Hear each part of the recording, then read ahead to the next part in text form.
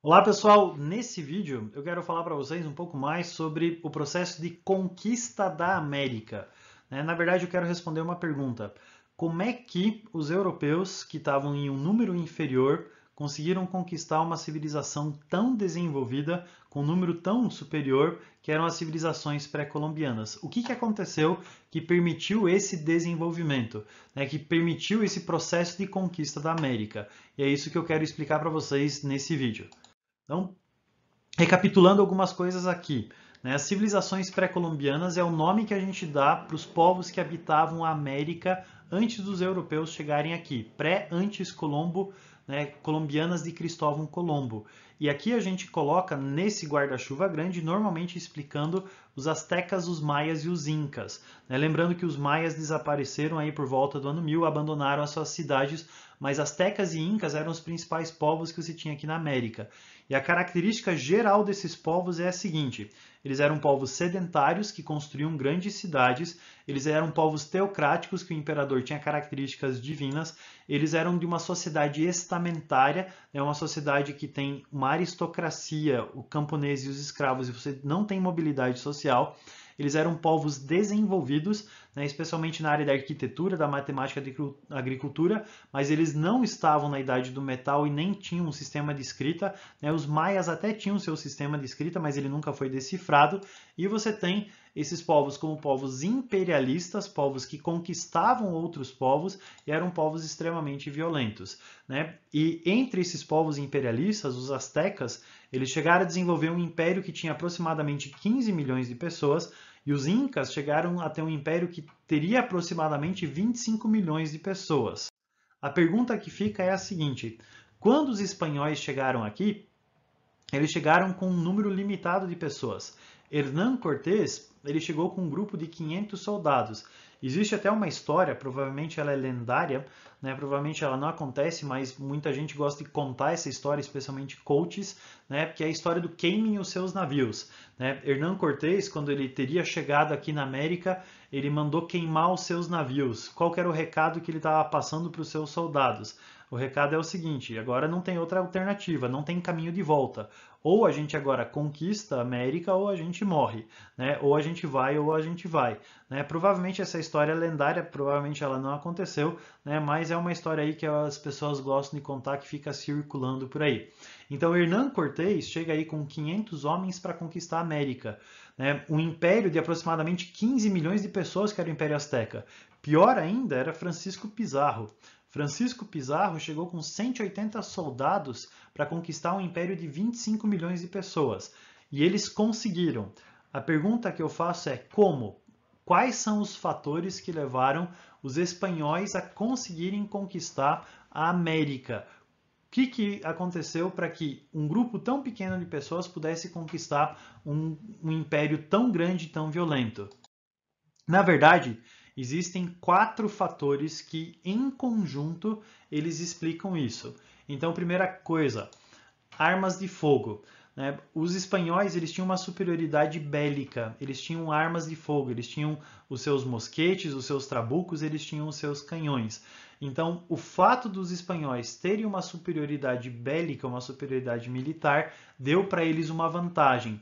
Mas só isso não explica, porque afinal de contas, um mosquete naquele tempo, ele tinha uma cadência de tiro muito baixa, ou seja, você atirava ele, você tinha que colocar ele de pé, você tinha que jogar a pólvora, você tinha que compactar a pólvora, você tinha que colocar a bala, você tinha que engatilhar, se ele fosse de mecha, tinha que acender o pavio. Até isso, o índio já tinha vindo para cima de você com flecha, com lança, com tacape, já tinha matado você. Então, só a arma de fogo não explica isso. Precisa ter outros fatores. Um outro fator importante que tem são as doenças. Então, os espanhóis, quando eles vieram aqui para a América, eles trouxeram vírus e bactérias, eles trouxeram doenças para as quais o sistema imunológico dos índios não tinha defesa. Então, em alguns lugares, doenças simples que existiam lá na Europa, ou doenças que até matavam um grande número de europeus, quando chegaram aqui na América, elas dizimaram em alguns lugares até 90% da população. Então, gripe, febre amarela, varíola, são doenças que os europeus trouxeram para cá e contaminaram as civilizações pré-colombianas e dizimaram uma boa parte delas. Tá? Então, uma espécie de guerra biológica involuntária aconteceu. Uma outra característica que é muito importante é o mito do retorno. Tá? O que é esse mito do retorno?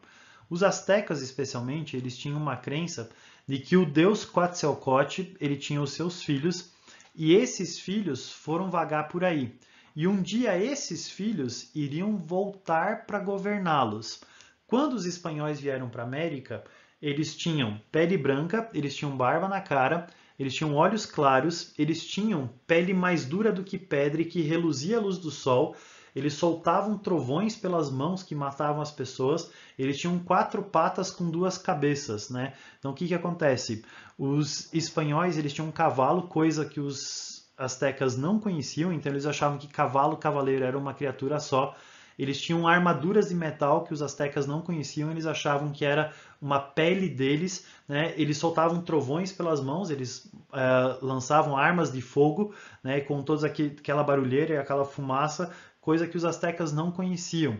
Então, quando os astecas viram os espanhóis, eles na verdade acreditavam que eram os filhos dos deuses, os filhos do deus Quetzalcoatl, que estavam voltando com os peixes de madeira, né, os navios, descendo dos peixes de madeira para governá-los. Então, eles na verdade foram recebidos como se eles fossem deuses. Tá? E uma outra questão que a gente tem é chamado de transição de império. Né? O que acontece? O Hernán Cortés ele estudou muito não só o Império Azteca, mas todos os povos que formavam esse império.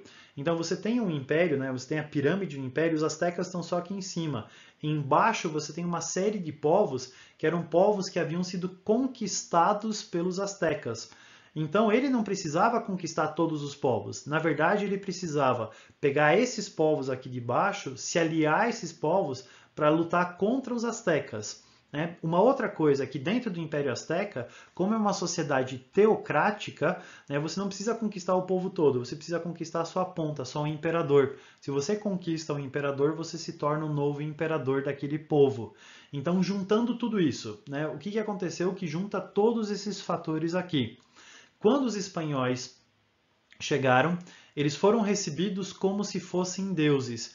E eles foram apresentados, como aparece na imagem lá em cima, eles foram apresentados diante do imperador. Eles aproveitaram o elemento surpresa e a superioridade bélica deles para sequestrar os imperadores, tanto dos astecas como dos incas. Exigiram um resgate gigantesco, toneladas, literalmente toneladas de ouro.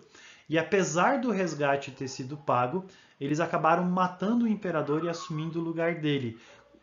À medida que isso estava acontecendo, as doenças que os espanhóis trouxeram enfraqueceram as civilizações pré-colombianas e a parte de baixo, que queria se ver livre dos povos de cima, entra em guerra com os povos de cima, enfraquecendo os astecas e os incas e em guerras entre eles. Então os astecas eles são conquistados pelos espanhóis, os incas são conquistados pelos espanhóis, mas eles pegam só a parte de cima da pirâmide, enquanto que o resto não precisa ser conquistado por eles.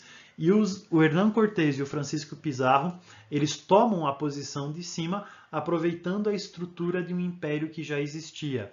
Então, na verdade, todos esses fatores combinados, eles tentam explicar esse feito que foi historicamente espetacular, que foi a conquista da América. Então, não existe um fator só, não existe uma explicação só, mas a combinação de todos esses elementos que explica como que os espanhóis conseguiram conquistar essas civilizações pré-colombianas. Beleza, pessoal? Nos próximos vídeos a gente entra na terceira etapa. A primeira etapa foi o descobrimento, né, entre aspas. A segunda etapa foi a conquista e a terceira etapa é a colonização. Tá? Então essas são as 3 etapas diferentes que a gente tem do encontro de mundos entre os europeus e os americanos. Certo, pessoal? É isso daí. Abraço. Fim.